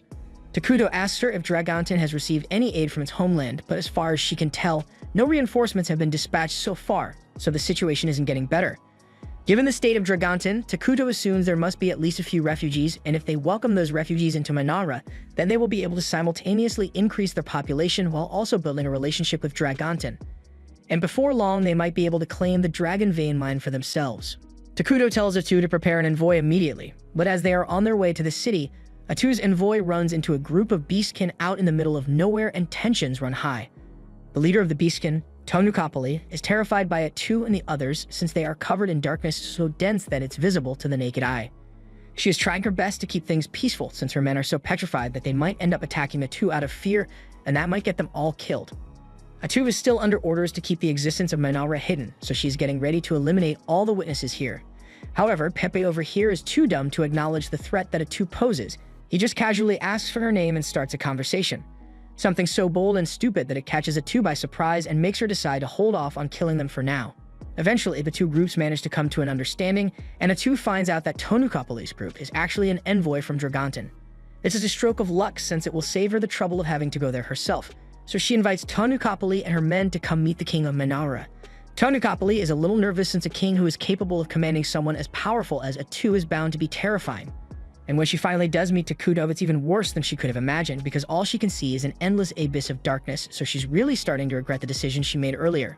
Before they ran into Atu, the group was attacked by a giant in the barren lands, but Pipe, as one of the staff bearers, was able to use grass magic to find the giant and bring it to the ground. Unfortunately, his single-digit IQ makes it hard for him to think things through, so instead of finishing the giant off, he just stands on top of it and begins demanding praise for his magic. As expected, the giant eventually breaks itself free and throws Pepe to the ground, but just as it was about to squish him, Tonukapali came to the rescue and used both grass and earth magic to pin the giant against a rock. Tonukapali then proceeded to smack Pepe across the head and tell him he needs to stop acting like such an idiot, because as the only young staff bearer, lives will hang in the balance of his actions one day. Pepe tells her he will do his best, but he clearly doesn't understand the significance of his position. If Dragonten continues getting attacked by giants, then it will only be a matter of time before it is completely destroyed, but they have no idea what could be causing it to begin with. The only clue they had was the rumor of a calamity appearing in the accursed lands, so Tonukapali said she intended to go investigate, and to teach Pepe a thing or two about responsibility. She forced him to come along, but now she's regretting that decision because one wrong move from him could get them all killed. A moment later, Pepe randomly speaks up and asks Takuto if he wants to be friends, and Tonukapali is freaking out because addressing a king directly in such a brazen manner could be grounds for execution. She apologizes and tries to make an excuse for Pepe's outburst. But to her surprise, Takuto genuinely seems to be happy about Pepe's offer to become friends, and he says he'd love to get along with him. After that, a feast is prepared to welcome Pepe and Tonukapali's group, and once everyone is seated, Maria and Karia serve them a glass of apple juice. Tonukapali takes a sip of the juice, and she's amazed because she has never tasted anything so delicious before, and the quality of the glassware here is far greater than the work of the greatest craftsman on the continent.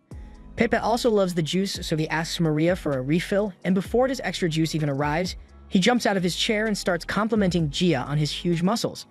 He then goes to show off his magic to Moltar, and everyone just lets him do what he wants since Takuto seems to like him.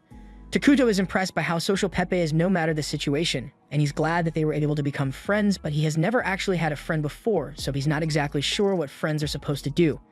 While Pepe is busy getting yelled at by Tanukapoli, Takuto gets his attention and asks him if he'd like to play a game. The room goes silent for a moment since no one was expecting him to say that, and Takuto is starting to feel awkward, but then Pepe cheerfully agrees to play with him, so the two take a seat together. The first game they play is one that Pepe came up with, so the two of them each take a blade of grass, and they pull them against each other to see whose grass breaks first. Tanukapoli is worried that Takuto might feel insulted by such a simple game, but he's actually having a lot of fun. The two continue playing for a while longer, and Pepe ends up trying a bunch of the games that Takuto made. He says he had a lot of fun and even suggests that Takuto could sell these in Dragonten, but Tanukapoli cuts him off because it's not Pepe's place to make decisions like that. Takuto is actually glad that Pepe brought up the topic of trade since he intends to establish a trade relationship with Dragonten, but before that, he is going to have to set aside his friendship with Pepe and act strictly as a ruler. Once they are all done with their meal, Atu gets Tanukapoli's attention and asks her why exactly she came to the accursed lands in the first place. The question puts her on edge, but she answers that her country has come under constant attack from the barbarians. Atu is a little surprised that the barbarians are the ones attacking Dragonten since they usually avoid large cities, and Tanukapoli says that's precisely why she came here to investigate what the cause of the barbarians' behavior could be. Takuto asks her if that means they lack the military power to effectively fight the barbarians, and Tanukapoli's blood pressure spikes a little because if Takuto finds out how bad the situation in Dragonten is, Mainara may just try to conquer them instead of negotiating. She lies and says Dragonten still has enough strength to drive off the barbarians, but the unusual nature of their movements needed to be investigated regardless. Her argument managed to convince everyone there that Dragonten is still capable of handling itself, but then Pepe opens his big mouth and says he's confused because earlier, Tanukapoli told him that they were here because if they don't find out why the barbarians are attacking, then Dragonten would be doomed.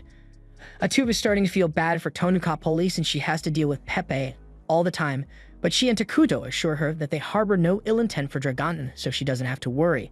Right now, they are much more focused on their domestic affairs, so they don't plan on starting any wars or conquering other nations anytime soon. But as for the matter of the barbarians, they can't simply ignore that. If Dragonten were to fall to the barbarians, then as the next closest kingdom, it is safe to assume that Mainara would be next, so this is their problem as well.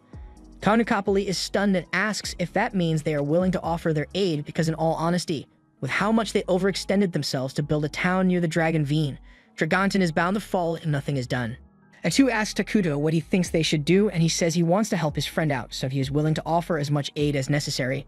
Tanukapoli is thrilled to hear that, but she asks what he wants in return since thanks to Pepe's big mouth, they already know that Dragonten is in dire straits. Atu casually responds saying they want the Dragon Vein, and Tanukapoli was really hoping they wouldn't bring that up, but as things stand, she is in no position to refuse. Atu tells her she doesn't have to worry too much since she and Takuto are perfectly fine with sharing control of the Dragon Vein with Dragonten. After all, they don't really need much mana right now, but they want to reserve the exclusive right to choose the elemental conversion from the Dragon Veen. Tanukapoli is shocked to hear that Mainara already has the technology required to transform pure mana into elemental energy since it would have taken Dragonten another 10 years to perfect it. It is now clear to her that Mainara is a civilization that is far more advanced than their own, so forming an alliance with them would be incredibly beneficial. But in line with tradition, she tells Pepe that this is his call to make. He may be an idiot, but he is the youngest staff bearer and by extension, the future ruler of the nation. He also has a keen eye when it comes to evaluating people, so she asks him if he wants to go through with the alliance, and Pepe says he wants to be friends with everyone in Mainara, so the two kingdoms officially form an alliance. A little while later, Atu calls a meeting to discuss the terms of their deal with Dragonten.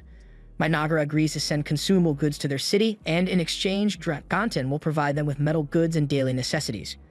Moltar is pleased with the deal since till now, they have been relying on Takuto to provide those things, but by far their biggest gain from the agreement was access to the Dragon Veen. And they have Pepe to thank for how well things played out, because if he hadn't revealed the true state of Dragonten, then Tanukapoli would have maintained her false confidence, and they probably wouldn't have made any significant headway as far as international relations go. And subsequently, Dragonten would have been destroyed long before Mainara could offer any aid, so Takuto is starting to wonder whether Pepe really is an idiot, or maybe he planned the whole thing out to achieve the best outcome.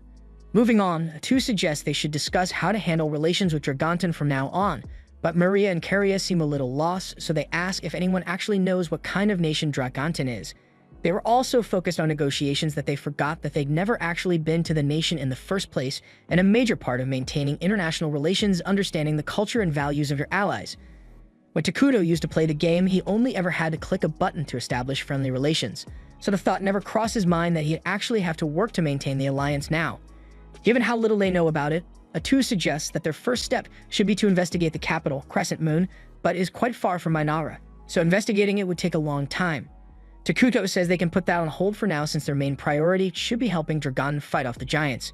However, Molter points out that paying a visit to another nation isn't something they can just do out of nowhere, because there are rules they need to follow. Maria and Caria raise their hands if it would be okay if they just went to play, and as childish as it may sound, it's actually a really good idea. If they treat it as a greeting before sending an official delegation, then they'll be able to head there right away.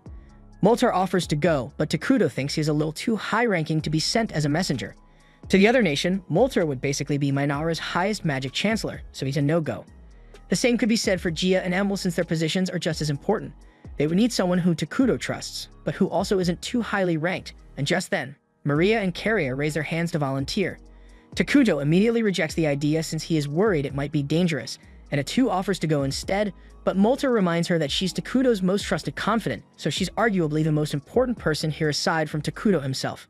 Just then, Maria and Caria approach Takuto, and they remind him that he gave them the freedom to make their own choices, so right now they want to do everything they can to help him, even if danger is involved. Takuto is reluctant to agree to send them on the mission, but he can't bring himself to say no to a face like that, so he eventually agrees to let them go, and Atu is jealous that Takuto gave in to the cuteness of someone other than her. Emil still has some concerns about sending those two alone, but Takuto says it's fine since he already has some good bodyguards in mind. After that, he heads back to his throne room, and Atu is still pouting over Takuto, giving in to Maria and Carrie's request, so he's not sure what to do. He turns to Maria for help, and she tells him he should just tell Atu exactly how he feels, so he's going to give it a shot. He goes up to Atu and apologizes for making her feel uneasy, but she doesn't have to worry about him replacing her. He is extremely thankful for everything Atu does for him, and the fact that she's always by his side. So he tells her there's no one he would rather be with, and that's all Atu needed to hear. In fact, she's already imagining a happily married life with Takuto, and he's not sure what she's thinking about, but he's glad she's not angry at him anymore. A little while later, Takuto takes Maria, Caria, and Atu to the clinic, but they aren't sure why he brought them here since none of them are sick. Takuto explains that the clinic was cheap to build, so he went ahead and did it on a whim, but since Maria and Caria are going to be going out on a mission, he figured he might as well send the new plague doctors he made along with them as bodyguards. Takuto introduces the doctors to everyone and informs Maria and Caria that these medics are not only capable of healing injuries and diseases, but also fighting to protect them on their journey. Atu steps up and informs the medics that they are officially being assigned to protect these two on their journey to Dragontin. Additionally, they are to observe and learn as much about the local culture as possible while they are there. The medics are excited for their mission, so they say they'll do their best to blend in with the humans and learn as much as they can. Takuto loves how enthusiastic they are, so he will grant them an early reward. He says from now on, they will have the names Ichiro, Jiro, and Saburo, and the medics are ecstatic over their new identities, so they are very grateful. But their enthusiasm is a little over the top, so Takuto and Atu are wondering if it's really a good idea to send them as the guards, and Caria doesn't seem to like them very much. However, Maria is having a lot of fun going along with their shenanigans. Meanwhile, over in Dragontin, the mayor and elf-named Antic is having a meltdown because she's been buried in paperwork all week. She only took this job because she thought it would give her a life of freedom from the stuck-up nation of elves, and maybe she'd be able to find a nice guy to settle down with, but all she got instead is a bad back from sitting at her desk all day and a drinking problem. Worst of all, she was recently told she'll have to work with the forces of darkness in order to protect the city, but she has never even heard of this Minara place before. Just then, Antic's assistant knocks on the door, and it startles her, so she yells for the assistant to go away, but then she realizes that she's being unnecessarily mean, so she fixes her attitude and asks her assistant what she's here for.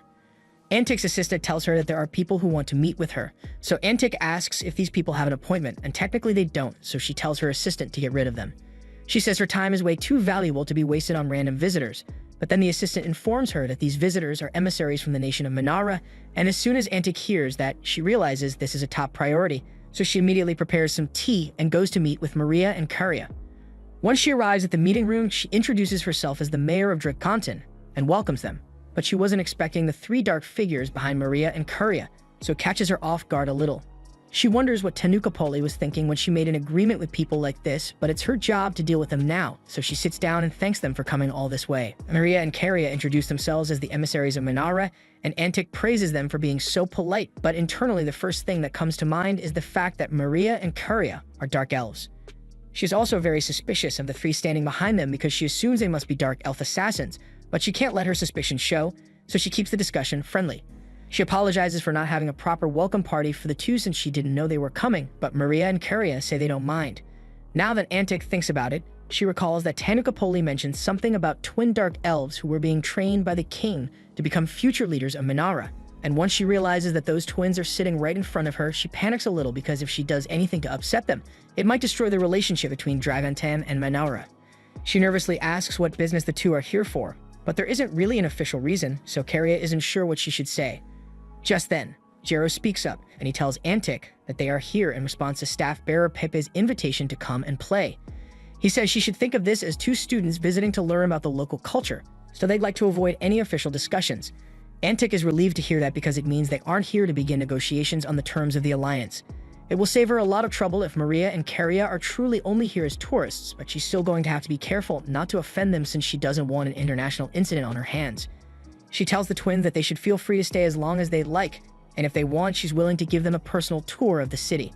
Maria and Caria ask if it's really alright, and Antic responds saying she knows every nook and cranny of the city, so she'd be the perfect guide for them.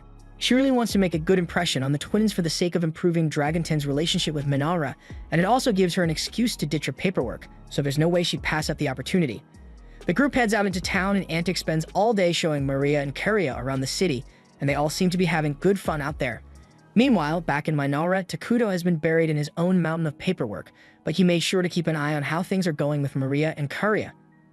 And he's glad to see that they are enjoying themselves. Later that evening, Antic says goodbye to Maria and Caria, and once they return to their room, they decide to begin their review of today's events. Caria asks Maria what she thinks of the city so far, and Maria says the people in town seemed anxious. The sentiment was something along the lines of there's no food, the enemy is going to attack soon, and no one is coming to help. The medics are surprised that Maria was able to gather so much information since they didn't see her talking to any of the people, but Maria is just really good when it comes to understanding what other people feel like, so her judgment is always accurate. The medics are impressed because they had no idea Maria had such power, but that doesn't explain why she asked them to buy this for her. Jiro hands Maria a small bag, and she pulls out a plant, explaining that this is a piece of popple grass. Popple grass is an extremely potent narcotic, so practically every nation has banned it entirely, but Jiro managed to find a shady guy selling some in a back alley. Granted, he didn't know what it was at the time, so he tells Maria that doing drugs is a no-no, so she should throw that away immediately.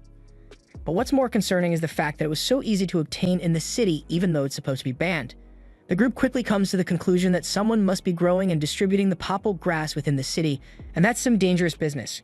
Caria thinks it's awful that people would do such a thing when Antic is working so hard to keep the city running. But if things like drug trade are going on in the city, then Samuro says they are going to have to be even more careful about protecting the young ladies since there's no telling what else might happen in the city. The next day, the medics take Maria and Caria to see the dragon Veen, and they are amazed to see so many pretty crystals everywhere.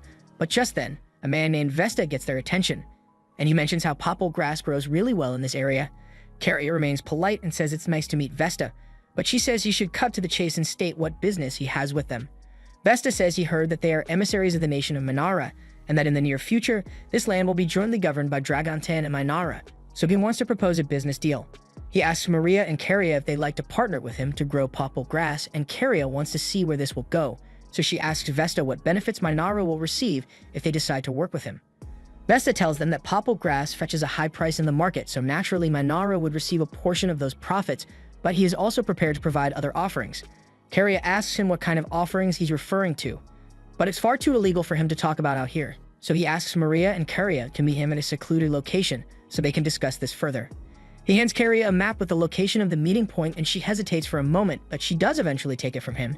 So Vesta says he's always happy to work with people who are evil aligned because they always understand him. The current mayor of this city is always trying to push stupid policies like don't sell drugs or don't traffic people, but he's sure that when the king of Minara takes over, he will be much more open to the way Vesta does business. A few days later, Maria and Caria are meeting with Antic again, and they'll be leaving town soon, so she says it's been great getting to know the twins. They thank Antic for being such a gracious host these past few days, and they ask if there's anything they can do for her in return. Antic says she'd appreciate it if they put in a good word for her the next time they talk to King Takuto, and Maria and Karia say they'd be happy to oblige. Just then, the room door opens and Vesta walks in with 2 goons at his side. Antic gets up in a rage and yells that Vesta has no right to be here without her permission, but Vesta had already made it clear that he doesn't care about rules, so he just let himself in. He says he's here to hear the response from Maria and Karia, since they never met him to discuss the details of the deal he proposed. Maria asks him if he's talking about the deal where he offered to sell popple grass with them, and Antic is starting to panic because she had no idea that Maria and Karia made a deal with Vesta behind her back, and if Vesta managed to get Minara on his side, then the city is going to be ruined. Maria can tell what Antic is thinking, so she tells her she doesn't need to worry since neither of them would ever actually consider working with a scumbag like Vesta.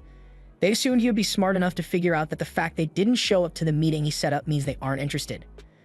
Karia asks Antic if it would be alright for them to deal with Vesta themselves, since even though he's despicable, they'd hate to cause an international incident by acting on their own. Antic says they are more than welcome to step in because Vesta has been a nuisance to the people of the city for a long time, so on Maria and Karia's orders, the medics step up to deal with Vesta. However, with those 3 standing in front of him, Vesta seems oddly confident because he has this with him.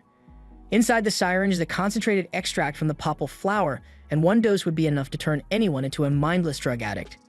Maria and Karia can already tell that he came here with the intention of using that on them, so they ask him if he really thought this through. They may be weak children, but if you were to lay hands on them, then you would be making an enemy out of the kingdom of Minara, and King Takuto surely won't take kindly to such provocation.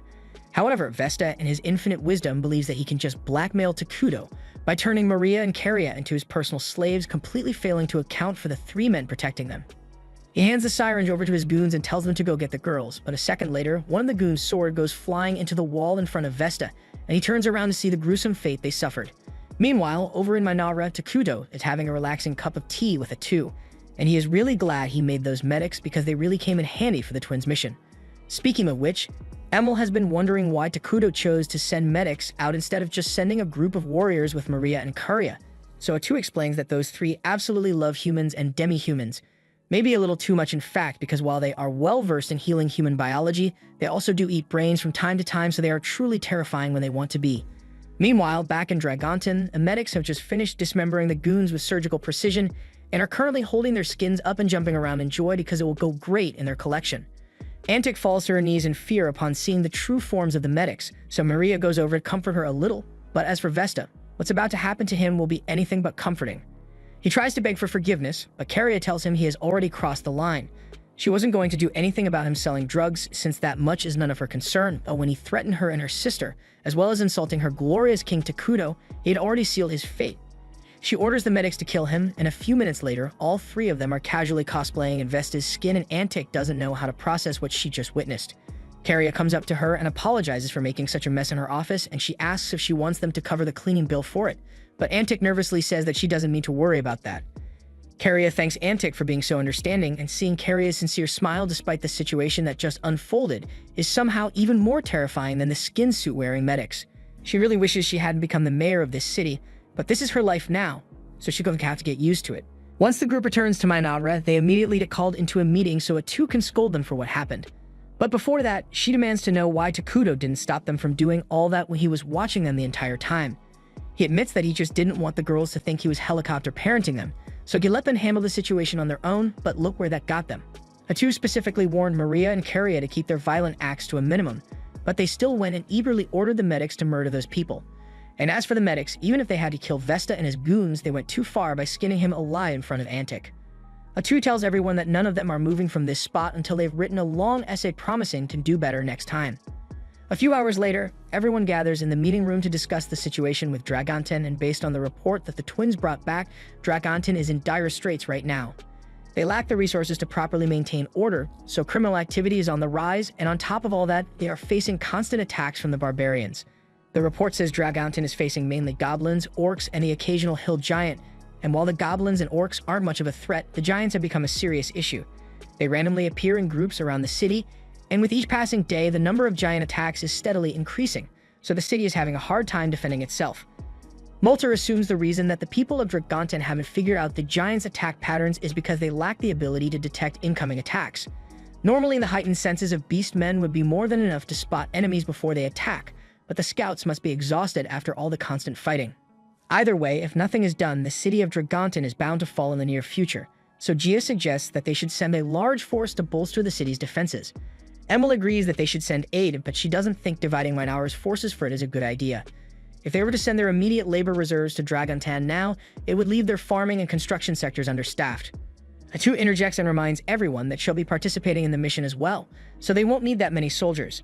The others are surprised to hear that, but considering Atu's ability to steal skills, it does make sense that she want to go. While she's gone, she's going to need someone to take over her administrative tasks, so Molter volunteers to handle the paperwork, and Gia says he'll take care of national defense, but as soon as Emil hears him say that, she is a little worried. Till now, Minara's national defense has relied heavily on Atu's presence, and no offense, but Gia alone ain't protecting shit if they come under attack. Gia can't deny that she's right, but fortunately, Takuto already thought of a solution for that, so he tells everyone that he will soon be creating the hero Isla, and she will be the cornerstone of their defense while Atu is gone. Molter says this is perfect timing since they have already gathered all the necessary materials like Takuto requested, and they all praise him for being able to plan ahead for a situation like this, but in reality, this was just dumb luck. Takuto had no idea they'd actually be using Isla this soon, but having them think of him as a master strategist is cool. Since they covered all the main concerns for this meeting, Atu asks Takuto if he has anything he'd like to add. The planning phase seems to have gone fairly well, and Takuto is surprised by how easy it was, because when he used to play the game in the hospital, he'd spent ages planning everything out all on his own, but now he has people he can rely on. He tells everyone that they are all doing a great job, and hearing the king praise their efforts motivates them to do even better in the future. Now that the meeting is over, Takuto heads outside to the mountain of resources that were prepared so he can finally create Isla. They had to ration a lot of their produce to prepare this much, but it's finally time for the investment to pay off. Maria and Karia ask what kind of person Isla is going to be, but honestly, Takuto has no idea because aside from Atu, Isla is going to be the first hero summoned to this world, so he's not sure how this is going to play out. Atu promises that on the off chance that Isla revolts and tries to kill Takuto, she will do everything in her power to protect him. Having Atu by his side reassures Takuto that everything is going to be okay, but he asks Atu to prioritize her own survival because she's too important to lose. Takuto begins the summoning process, and after all the resources are consumed, a cocoon is formed mid-air. Isla is going to emerge from it any minute, so Takuto tenses up in preparation, but it turns out that he was worried for nothing because the second Isla sees him, she bows her head and thanks Takuto for granting her the opportunity to speak to him. She introduces herself as the queen of all bugs and swears her undying loyalty to Takuto and the kingdom of Minara. Takuto is glad that Isla is still on his side, but just to make sure, he asks her if she remembers who he is. It takes a few moments, but she eventually recognizes him as the same Takuto who played the game for all those years. She says she's really glad to see him again, but before things get too personal, Atu steps in between them and asks Isla if she's truly serious about serving Takuto here. Isla also remembers Atu from back then, and she thinks it's cute that she's trying to be all serious, so she pats her on the head. Atu gets embarrassed and tells Isla to just answer the question already, so Isla says there's no one else she'd rather serve. Takuto was the only one who ever managed to bring out her full potential, so it's an honor to be working alongside him again. But speaking of work, she asked Takuto if he could fill her in on the current situation here since she's not sure what she's supposed to do. A little while later, Takuto, Atu, and Isla are all back at the palace and he has just finished explaining the situation. So Isla understands that she's meant to be acting as their defense hero for the time being. That means Atu is free to go on her mission without Minara being left vulnerable. However, even though she knows this is the best decision, Atu really doesn't want to go. Since they got here, she and Takuto have always been by each other's side. So this is the first time that they are going to be separated for an extended period of time, and they are going to miss each other a lot. The next morning, Atu and the squad of soldiers depart for Dragonton after she says goodbye to Takuto, and with Atu officially gone, it's time for Isla to get to work. She says she'll do her best to make sure Takuto enjoys this game, but after spending the first day with him, she realizes that Takuto can't actually do much on his own. It's noon already, but he's still fast asleep on his throne. Maria and Karia come out and tell Isla that Takuto always sleeps in until noon, and on days he sleeps past noon. Atu usually comes to wake him up. Isla doesn't think that's appropriate, so she tells Takuto that as king, he is setting a bad example by sleeping in so late.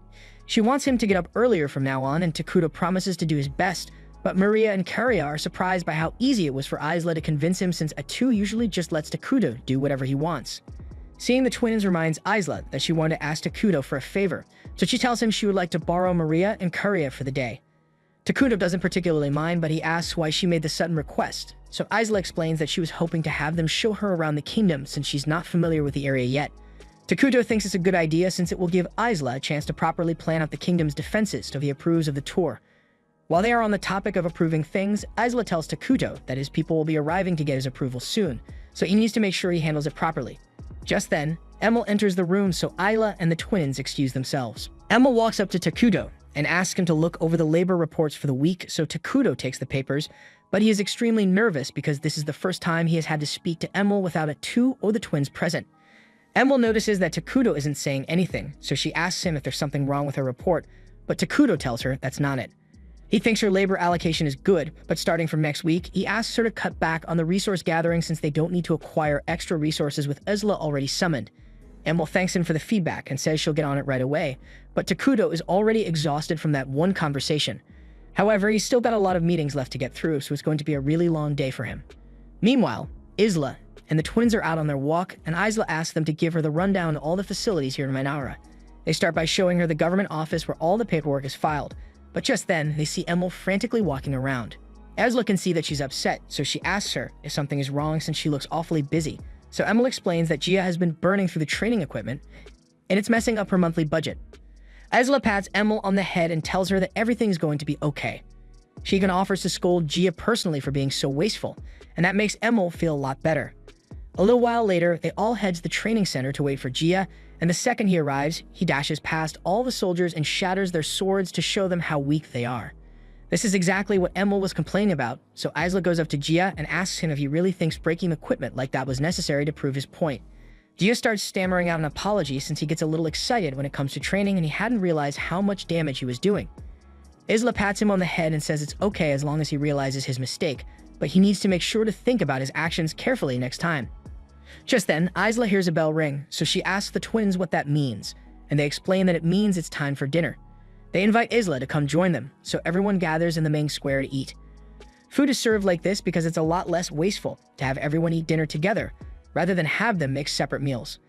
The Dark Elves inform Isla that if she chooses to join them, a lavish dinner has been prepared in her honor. The elves try to convince her to use the fancy plates, since it would be disrespectful of them to allow her to use such basic cutlery. But Isla reminds them all that she is the defense hero, so her job is to defend the kingdom and its people, and for her to fulfill her duty properly, it's important that she shares the same experience as the people. Later that night, Isla is taking a walk through town by herself to come up with defense strategies when she hears some noise coming from Maria and Curia's house. She goes in to take a look, and she is surprised to see the two of them huddled up in a corner and crying. She asks them what's wrong, so they tell her that they had a dream, and now they can't sleep. Isla asks them if they'd like to talk about it. So they explain that every other night, they have a dream about their mother and all the fun times they had with her. But when they wake up, they are reminded that they can never see her again, and it makes them really sad. However, those dreams have been much less frequent since they met Takuto, and this was the first time it happened in a long while, so there's no need for Isla to worry about them. Isla is still a little concerned for the twins, so she suggests staying with them for the night. That way, if they wake up crying again, she'll be there to comfort them, and the twins feel a lot better with Isla by their side. The next morning, Isla goes to meet with Takuto to discuss a few things, and they come to the consensus that building a learning institution would be the best option for their next construction project. After all, they aren't currently at war, so there's no need to add to their defenses anymore. Speaking of wars, Isla asks Takuto how Atu is doing over in Dragonton, so he uses his shared senses to check in on her, and gets a little excited by what he sees because Atu is in a very interesting situation right now. This was the end of episode 9. Subscribe to not miss the next part.